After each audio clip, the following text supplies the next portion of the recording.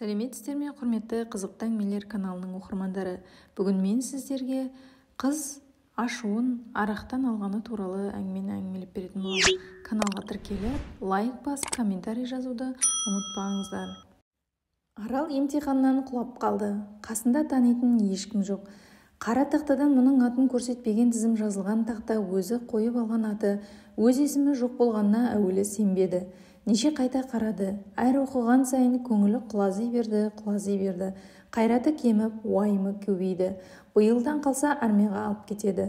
Елдің алып қашпа сөзінен ондағы жағдай мәз емес екенін естігелі тіпті барғысы жоқ.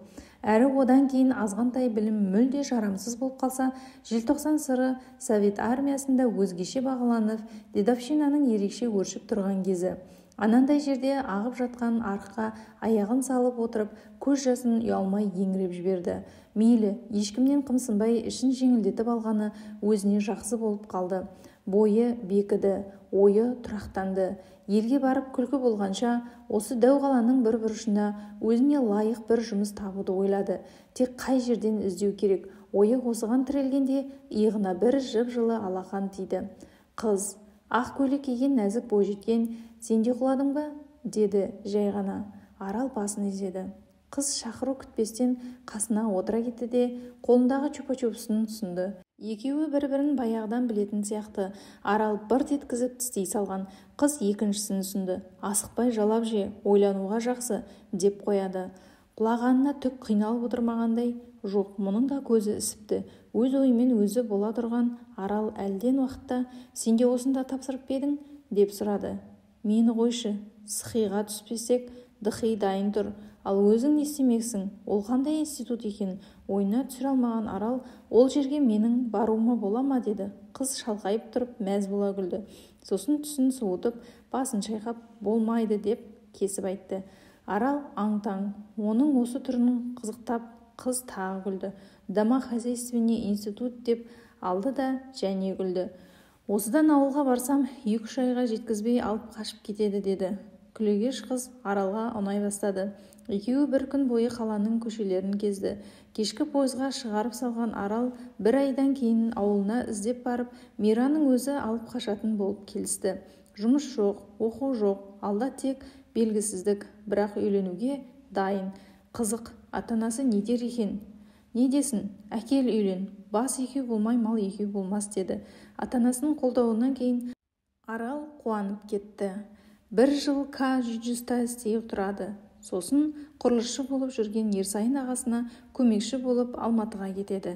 Өзі әзілкеш болып алды. Бәрін аузына үйлестіре салады. Батыл, уәделі уақытты қыздың жазып берген тілдей қағазымен ауылынан іздеп шықты. Автобустың теріс қарап отырғанын алдыңғы орны тиді. Қарсысында етжеңді дәу қатын, тізелері тиісіп, әзер сыйып келеді. Кісілер кірген бойда қауқылдасып, жөн сұрасып жатыр. Аралдың қарсысындағы әйелге Мираның мамасы-ау деп сөйледі біреу. Арал кіп алып қалды. Мүмкін өзі іздеп келе жатқан сол қыздың анасы болып шықса қайтеді.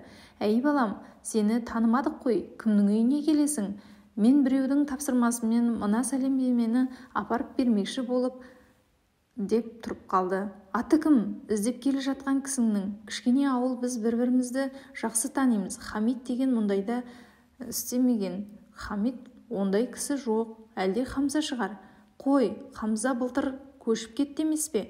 Қазір, деп өтірік қалтасынан қараған қағазын іздеген болып күйбеңдеді.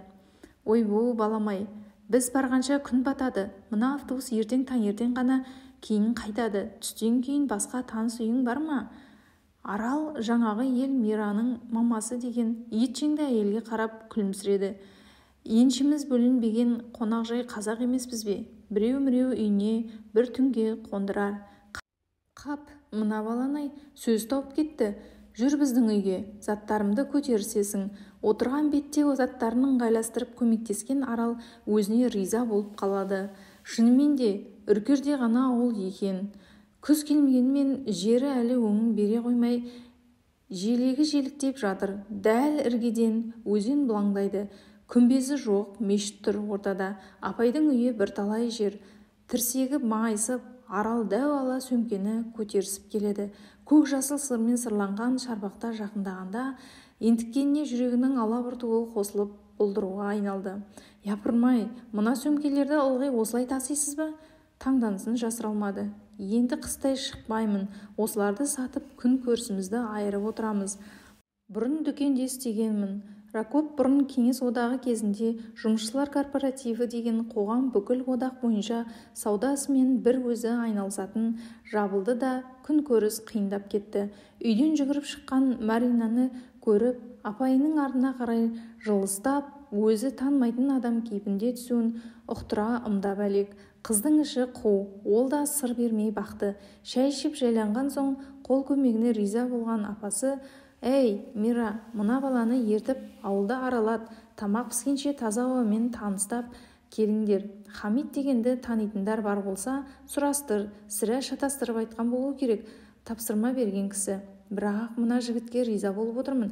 Қазір ешкімнің ешкімнен ісі жоқ кезде әкемнің жолдасы өтініп еді деп жер арқасы қиянға келгенін қарасайшы, деп қояды. Оңаша шыққан соң Мираға оқиғасын айтып таусалар емес, еркінсіп қоқиланып қояды. Әкелген сыйлығы қызға ұнады. Осы бүгін қашпаса басқа қызға үйленем деп қорқытып та қойды. Тапқан айласы ертең жігіт кеткен соң төлқұжатын байқамай қалдырып кетіпті. Пойызға міне алмайтын болды деп қыз артынан қуа келетін болды. Айгүл үйленген соң жұмыс іздеп ағасына кетті. Алматыны сағалады, пәтерден пәтерге көшті. Бірінен бірі кіші 3 қызды жетектеп жүріп жатты. Бір жолы жұмысқа тұруға керек болып Мира дәрігерлік тексеруден өтті. Іспейт дегенді естіп жағасын ұстады. Келе Аралды тергеді. «Кімнен болдың? Қайдан жұқтырдың?» «Мен ешкімнен, сен өзің шығар». Күдік өршіп айқайға ұласты.